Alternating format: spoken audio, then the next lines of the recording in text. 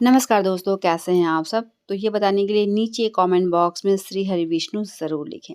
आज हम बात करते हैं पूर्णिमा व्रत की कथा के बारे में। पूर्णिमा व्रत की एक कथा अगर आप सुन भी लेते हैं तो कई गुना लाभ आपको ज़रूर मिलता है। बहुत अच्छे से इस चीज़ को आप सुने। कथा ये है कि एक साहूकार था, उसकी 2 लड़की थीं। दोनों जो बेटियाँ थे उनकी बहुत पूजा पाठ करती थी, लेकिन जो बड़ी बेटी थी वो पूर्णिमा का व्रत भी बहुत अच्छे से रखती थी और पूर्णिमा का व्रत जब वो रखती थी तो उस व्रत को वो पूर्ण भी करती थी अच्छे से। जो छोटी बेटी थी वो कोई भी कार्य अधूरा करती थी और जो पूर्णिमा का व्रत वो रखती थी वो भी वो अधूरा ही करती थी। समय बीतता गया और वो बेटियाँ जो है बड़ी ही होते गई। एक दिन साहूकार ने दोनों बेटियों का विवाह बहुत धूमधाम से संपन्न कर दिया। इस तरीके से दोनों कुछ समय के बाद गर्भवती हो गई। बड़ी वाली जो बेटी थी उसे पुत्र हुआ, छोटी वाली जो बेटी थी उसे भी पुत्र हुआ, लेकिन वो जो पुत्र हुआ वो मरा हुआ हुआ। इस तरीके से कई बार वो गर्भवती हुई और कई बार जो छोटी वाली बेटी थी, जो बहन थी, वो उसका जो पुत्र था वो मरा हुआ ही पैदा हो रहा था। वो बहुत परेशान हुआ। इस परेशानी के चक्कर में वो कई बार पुरोहित के पास गई, पंडितों के पास गई। बहुत दिखाने सुनाने के बाद उसे पता चला कि वो जो व्रत रखती थी पूर्णिमा का व्रत, वो पूर्ण रूप से वो नहीं करती थी, वो अधूरा में ही छोड़ देती थी, जिसके वजह से उसका जो पुत्र था वो मरा हुआ पैदा होता था।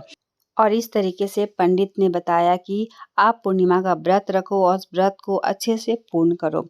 उसी तरीके से साहूकार की छोटी बेटी जो थी वो व्रत की और उस व्रत को पूर्ण भी की। कुछ समय के बाद फिर उसने पुत्र को जन्म दिया, लेकिन फिर वो पुत्र जो है वो मर गया। उसने अपने मरे हुए बेटे को एक पटरी पर लेटा दिया और उसके ऊपर से चादर ओढ़ा दी।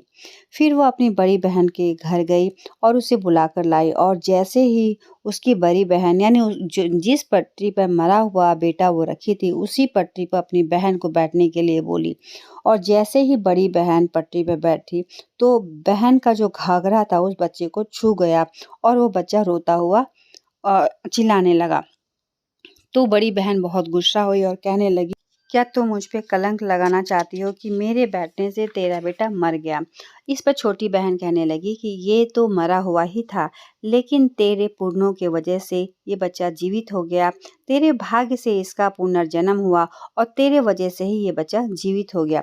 बच्चे को पाकर वो बहुत खुश हो गई और वो जो पूर्णिमा का व्रत है इसी तरीके से वो अच्छे से करने लगी और राजा से भी ये कहने लगी कि पूर्णिमा का व्रत जो है वो सभी को पूर्ण करना चाहिए।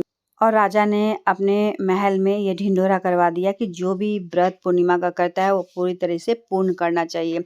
और इस तरीके से अगर ये कथा आप सुनती हैं तो इससे भी आपको कई गुना लाभ मिलता है और जो भी पूर्णिमा का व्रत रखता है तो उसको बहुत अच्छे से इस व्रत का पालन करना चाहिए, विधि विधान नियम से इसको पूर्ण भी करना चाहिए। तो उम्मीद करती हूँ कि ये पूर्णिमा का कथा आप लोगों को बहुत ही अच्छा लगा और वीडियो अच्छा लगे तो लाइक और चैनल को सब्सक्राइब भी ज़रूर करें। धन्यवाद।